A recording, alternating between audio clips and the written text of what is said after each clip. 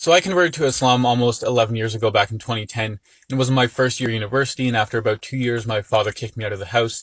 And that's something that obviously bothered me for a while. And a lot of other converts, they will have similar issues or better or worse matters in their life that are going on.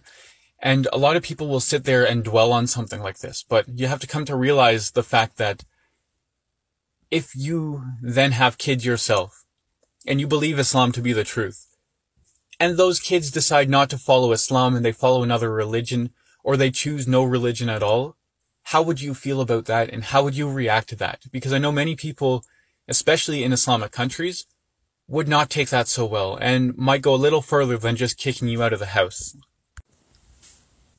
Obviously, it's bothersome to hear the fact that your family thinks you're brainwashed, and your church thinks you're brainwashed, and your church is busy telling your family that Islam is a very dangerous religion and all this stuff. And you have to go through that for years, and that's the same for many converts to Islam. But you have to come to terms with the fact that it's something very foreign to most people in the Western countries. This is something that you have to come to terms with. You have to accept the fact that people don't understand, and chances are you haven't properly explained it to your family either.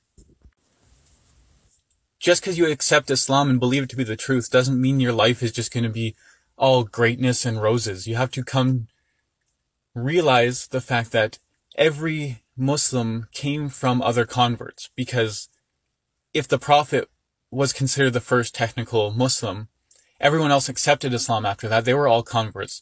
So anyone who is a descendant of these Muslims, they're converts as well. And you have to come to realize that a lot of people went through way worse things than just being kicked out of a house or having issues talking to people that they once knew or losing friends, etc.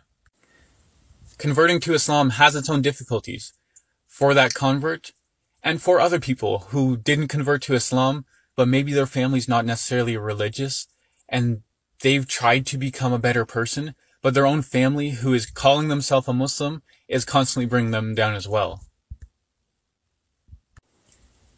So next time you think of making videos explaining about all the difficulties that you went through as a convert, think about the fact that from the other perspective, from your family's perspective, they're trying to help you and potentially try to save you from something that they're seeing as dangerous.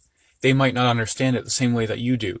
And quite possibly, there are converts who get involved in dangerous sects or beliefs within Islam as well. So it's not completely false.